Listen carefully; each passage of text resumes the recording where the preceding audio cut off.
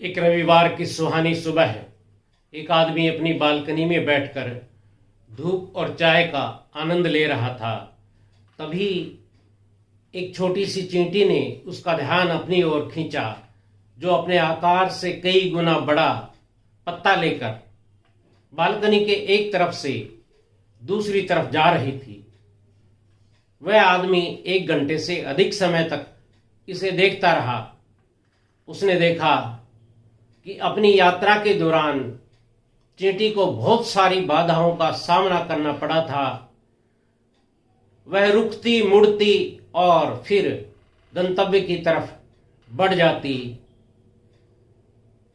एक स्थान पर इस छोटे से जीव को फर्श में एक दरार नजर आई, जिसे पार करना कठिन था। वह थोड़ी देर रुकी, विश्लेषण किया और फिर दरार पर वही पत्ता रख दिया। पत्ते के ऊपर से उस पार चली गई। दूसरी तरफ पहुंचकर फिर से पत्ते को उठाया और अपनी यात्रा जारी रखी। सीमित आकार, फिर भी विश्लेषण, चिंतन, तर्क, अन्वेषण, खोज, बाधाओं को दूर करने के लिए एक छोटे से मस्तिष्क से लैस। थोड़ी देर बाद उस आदमी ने देखा कि चींटी अपने गंतव्य तक पहुंच गई है। फर्श में एक छोटा सा छेद, जो उसके बिल का प्रवेश द्वार था। यहां पहुंचकर चींटी को अपनी सीमा का पता चला।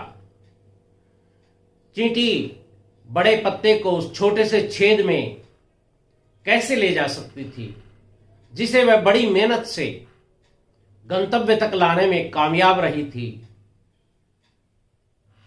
ये नन्हा प्राणी तमाम श्रम साध्य और कड़ी मेहनत तथा महान कौशल का प्रयोग करके रास्ते में आई कठिनाइयों को पार करते हुए इस बड़े पत्ते को साथ लेकर आया था, लेकिन आखिर में उसे बिल के बाहर छोड़कर खाली हाथ घर चली गई।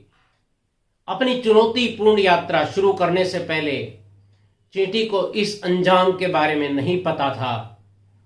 अंत में बड़ा पत्ता उसके लिए एक बोझ से ज्यादा कुछ नहीं था। चींटी के पास कोई विकल्प नहीं था सिवाय इसके कि अपने गंतव्य तक पहुंचने के लिए इसको वहीं पर छोड़ दे। उस दिन उस आदमी ने एक महान सबक सीखा। कर्मण्येवाधिकारस्ते मा फलेषु कदाचन मा कर्म फल हेतुर्भु मा ते संगोस्त्व अकर्मणि।